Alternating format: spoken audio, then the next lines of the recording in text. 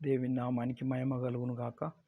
ఈ దిన వాగ్దానం మరి యోబు గ్రంథం 8వ అధ్యాయం 6వ వచనంలో ఈ విధంగా దేవుని వాక్యం సెలవిస్తున్నది.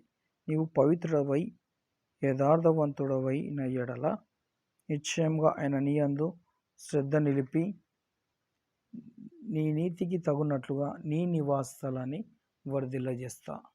వర్ధిల్లజేయను అంటున్నాడు. కనుక యేసుక్రీస్తు ప్రభు కదా ఈ యొక్క వాగ్దానం చేత ఈ దినమెల్లా మీ జీవితంలో మంచి యథార్థత కలిగి ఉందురుగాక.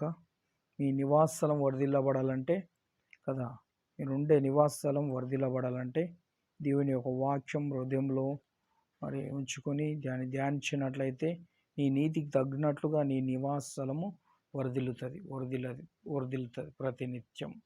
కనుక ఈ ప్రతిరోజు నువ్వు వర్ధిల్లుదువుగాక. ఈ వాక్యం వింటున్న నీవు నీ జీవితంలో దేవుడు గొప్ప మేలు చేస్తును గాక. ప్రార్థన చేసుకుందాం. స్తోత్రం తండ్రి పరిశుద్ధుడా, మరి యొక్క వాగ్దానం బిడ్డల జీవితంలో నెరవేర్చి సైతాన్ని బంధించి మరి నీతికి తగినట్లుగా బిడ్డలు వర్ధిల్లునట్లు తండ్రి మీరే గొప్ప కార్యం జరిగించి నీ మహిమగల రాకడ సిద్ధపరచమని యేసు నామం ప్రార్థిస్తున్నాను తండ్రి.